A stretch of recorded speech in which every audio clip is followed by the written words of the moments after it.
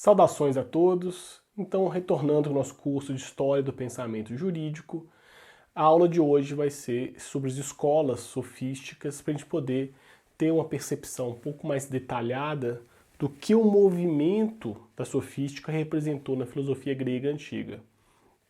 E como eu falei com vocês, é exatamente essa quebra desse preconceito, uma visão generalista, que os sofistas são meramente ardilosos filósofos contra a verdade. Então o nosso ponto de partida aqui, de certa forma, é uma discussão que nós já tivemos em outros momentos, é que o ponto de virada dentro da tradição sofística é quanto à relação entre physis e nomos. Se nós vimos que a physis era o problema central do período pré-socrático, e a compreensão de physis, como nós vimos, não uma mera descrição da natureza, mas uma compreensão da ordem cósmica da natureza e como essa ordem reverbera no mundo humano, ela, de certa forma, será, por algumas escolas, não são todas, como nós veremos, há uma inversão, que não é a physis que determina as normas, o direito, a política, mas, na realidade, o nomos, as convenções. Vamos colocar de forma genérica aqui, como nós já tivemos a oportunidade de perceber, nomos também é uma norma, é um termo bem amplo para poder distinguir fenômenos como costumes, tradições, ordem no sentido normativo, não propriamente lei, mas, porque não é o termo acaba sendo qualificado na tradição grega, mas a gente pode claramente ver assim, dentro da tradição sofística, uma certa inversão. O que importa é uma compreensão do nomos e não propriamente da physis enquanto aquela que guia os comportamentos humanos. Então esse é um ponto interessante para a gente poder pensar a relação entre justiça por natureza e o justo por lei. Então, o justo por natureza e o justo da lei, como ordens distintas, como nós já explicitamos, por exemplo, na discussão sobre as tragédias, em especial Antígona, que ali vai ter claramente uma oposição entre as leis eternas e imutáveis do direito natural e as leis escritas enquanto a nomos escrita por parte do decreto de Creonte. E ainda a tensão que nasce ou se aprofunda ainda mais nesse período entre direito natural e direito positivo. Então, a primeira questão que a gente vai ver aqui, então, sobre os chamados grandes mestres da sofística. A gente vai ver 4 correntes, vou passar brevemente elas aqui para vocês terem uma visão ampla, depois a gente volta para as questões particulares. Então, os grandes mestres, Gorgias e Protágoras, depois a corrente naturalística da sofística, principalmente Hípias e Antifonte, para vocês perceberem que existe uma pluralidade de posições, e ainda depois os sofistas políticos, em especial a figura de Trasímaco, e os eristas, que é uma escola que é determinada na doxografia, mas sem tantas depurações de autores e até mesmo de fragmentos que chegaram até nós. E aí eu quero chegar depois, isso vai ser até em momentos distintos de vídeos, né? No exemplo que nós podemos encontrar, em especial em Tucídides, com os comentários da Guerra do Peloponeso.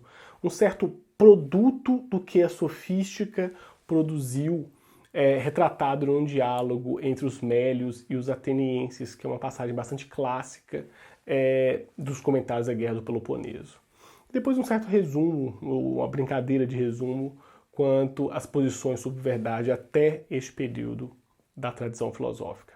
Perfeito? Então essa é uma visão ampla que nós vamos ter aí sobre a sofística. Concentro agora em relação aos grandes mestres Protágoras e Gorgias. Como eu falei com vocês também, a questão de fontes aqui acaba tendo principalmente um destaque para a recepção platônica. Alguns fragmentos chegaram, foram organizados, por exemplo, pelo Diels Krantz, mas não é nada sistemático. A tradição não legou nenhum tratado sistemático do pensamento sofístico. Então, tem 2 fragmentos que são encontrados também nas leituras platônicas, mas eu fiz questão de citar por outras vias aqui no caso do Dietrich-Hans e outra pelo sexto empírico. Então, 2 fragmentos para a gente poder começar a discutir o que é o pensamento de Protágoras. Citação. De todas as coisas, o homem é a medida. E aí, a citação mais completa da doxografia, no caso, pela Lavra do sexto empírico. O homem é a medida de todas as coisas, das que são pelo que são, e das que não são pelo que não são. Essa, por exemplo, é a posição que é referenciada na tradição da história da filosofia como o homem medida, ou o homem é a medida de todas as coisas. É bastante comum vocês encontrarem essas 2 referências e como elas são contrapostas, por exemplo, a uma certa verdade que reside para além do homem, ou seja, dentro da compreensão mais voltada ou mais próxima, no caso do direito aqui, com o direito natural, do que propriamente essa leitura antropológica, vamos colocar aqui, inaugurada por Protágoras. E, como eu falei para vocês, a questão das obras, pouquíssima coisa chegou. São fragmentos que a doxografia relata. Mas 2 obras podem ter existido e que não chegaram até nós.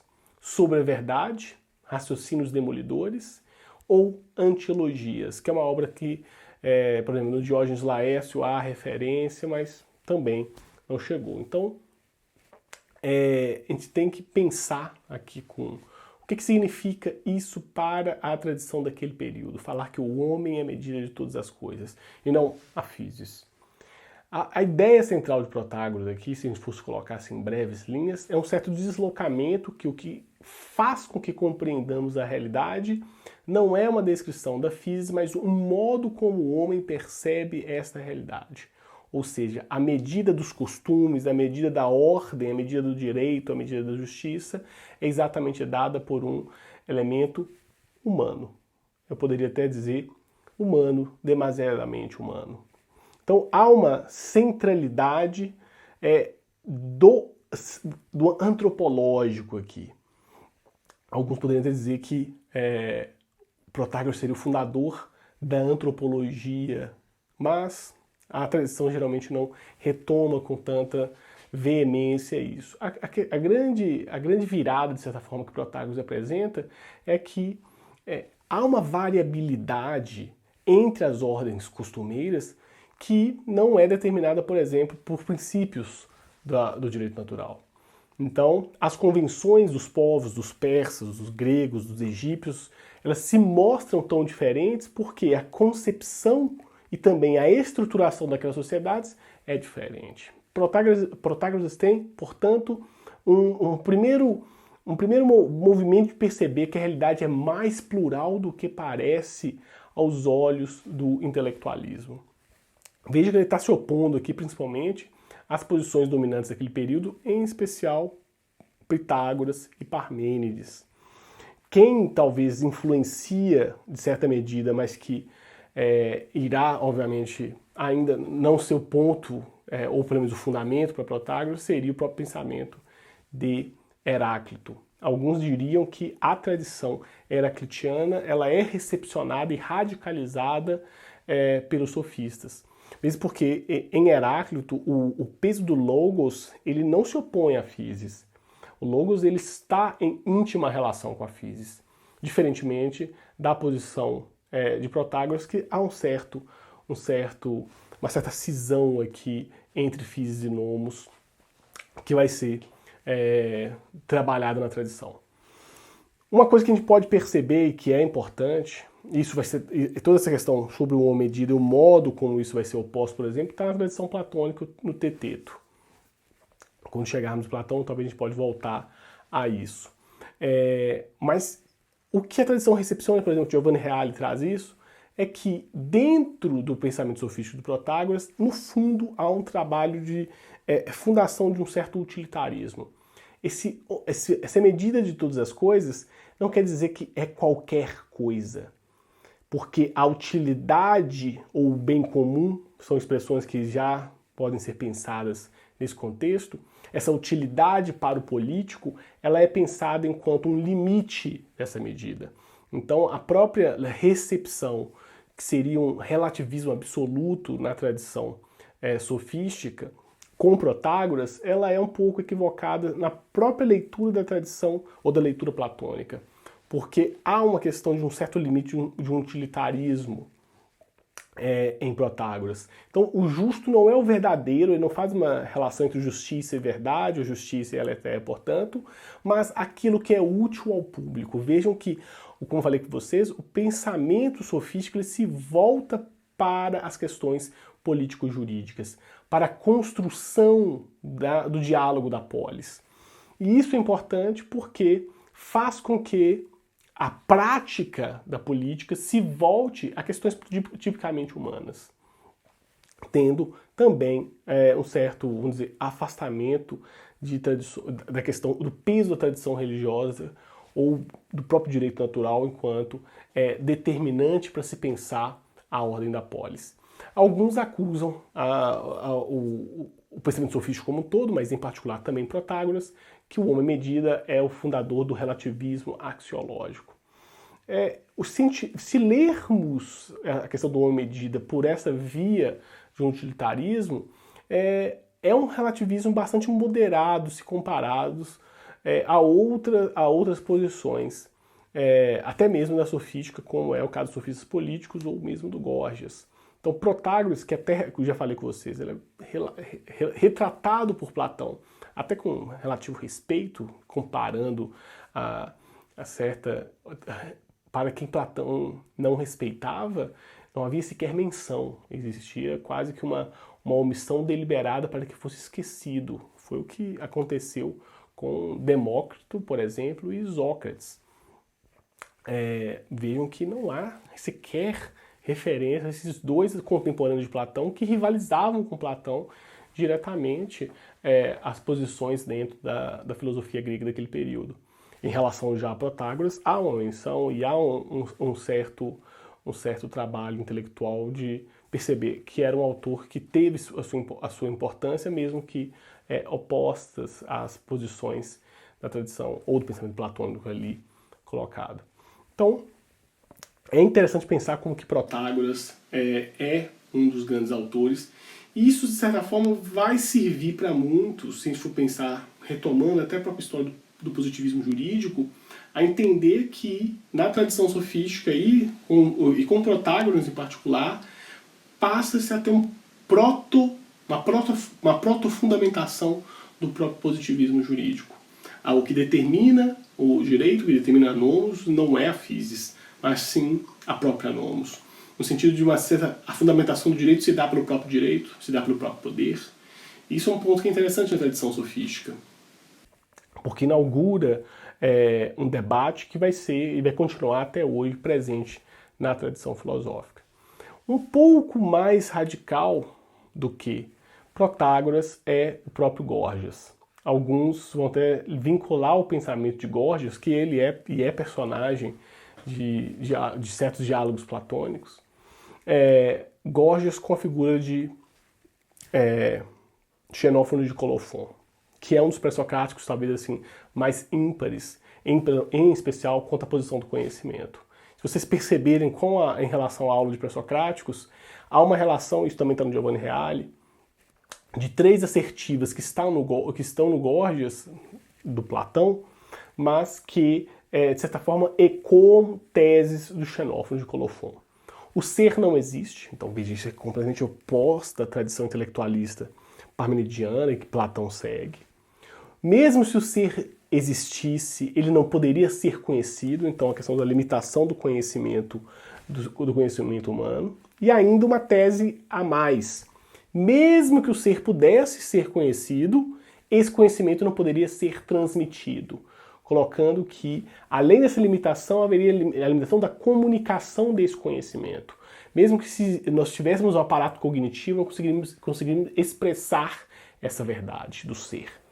O que Górgias coloca é uma radicalização que vai ser até recepcionada na tradição enquanto já um nascedouro de um niilismo ou de uma afirmação do nada. O que talvez seja mais interessante para o direito, no final das contas, em relação a Gorgias, e que infelizmente são apenas também trabalhos da doxografia, é o que ele colocava da autonomia da palavra. Há um diálogo platônico que vai representar a questão da autonomia da palavra, não pela boca de Gorgias, mas de um outro sofista, que esse talvez seja ficto em relação aos eventos históricos, que é o Crátilo, que vai colocar exatamente a tensão entre o ser e o discurso. Tem questões bem interessantes que também a gente pode retomar na aula de Platão, mas que é uma tese que a tradição atribui a Gorgias, a autonomia da palavra. No seguinte sentido, a palavra ela dá sentido às coisas. E essa é uma questão assim, muito interessante, que esse poder de nomear as coisas é um poder que exatamente apresenta o domínio da cultura em relação ao homem. Vejam que existem certas categorias que a tradição sofística, quando lidas por essa ótica, apresentam exatamente tensões sobre natureza e cultura e ainda a técnica enquanto um momento de construção. E o discurso também ele é visto enquanto técnica, se a gente for ler nesse sentido. Por que eu falo isso? Porque existem certos enlaces etimológicos aqui que muitas vezes não são explicitados. Por exemplo, o termo, o que nós chamamos de texto e a técnica possuem um mesmo radical, ou compartilham o mesmo radical. Porque texto e técnica, e a ideia em grego do termo do te, ele se volta a uma ideia do fiar, do traçar. E o texto, vamos dizer, ele é um emaranhado de traços em relação a uma ideia. Ele não é apenas uma justa posição. Aí é outra palavra que deriva desse mesmo campo semântico, tessitura do discurso. Então, quando a gente fala dessa autonomia da palavra, também ela não é uma autonomia isolada, mas nessa tessitura do texto, que possui uma técnica própria para a construção do discurso, porque senão seria uma mera justaposição de palavras, uma aglutinação de sentidos, mas que não faria, no fundo, sentido.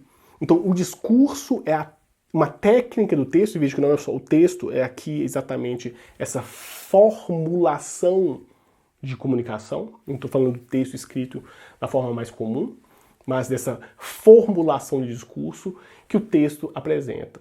Enquanto, portanto, técnica. Isso, de certa forma, com a sofística, é algo extremamente que pode ser lido por essa ótica.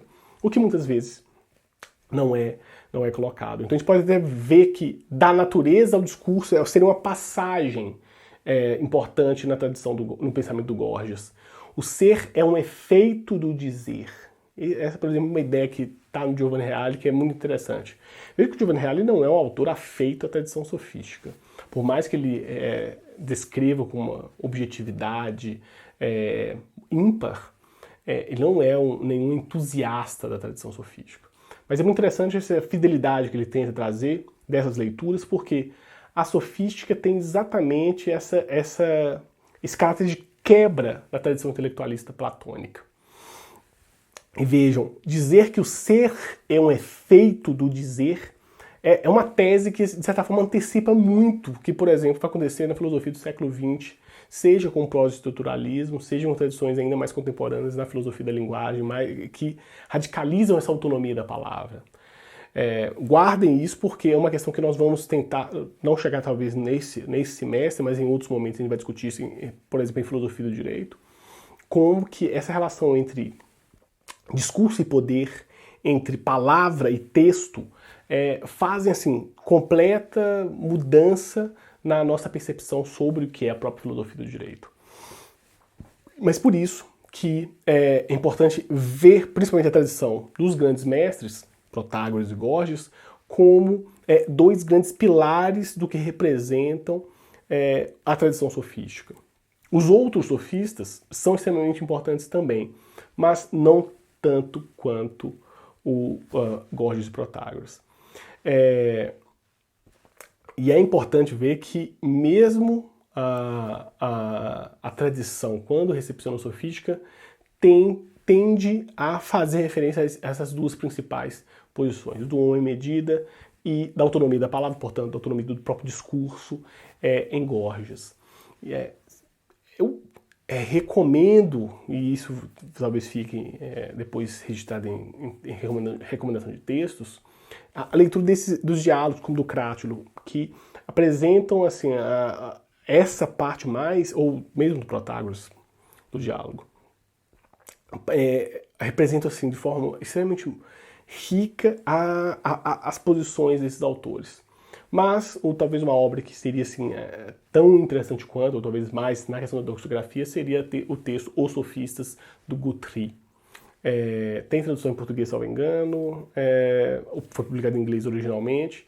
É um texto assim, extremamente analítico sobre o modo como a tradição sofística se construía e as diversas recepções. O Guthrie era assim, um intelectual da filosofia, e o estudo da filosofia grega assim, com grande atenção. São assim, duas recomendações básicas assim, em relação à sofística. E aí, em outro vídeo, a gente continua a discutir, principalmente, as demais posições dentro da sofística, para que vocês não incorram no erro de tratar ou de generalizar a sofística apenas nas posições como retóricos e filósofos dissimulados. Ou, na verdade, ou não filósofos, se formos olhar numa tradição platonista mais radical. Perfeito? Então a gente vai continuando com outras discussões dentro da sofística em breve. Até mais.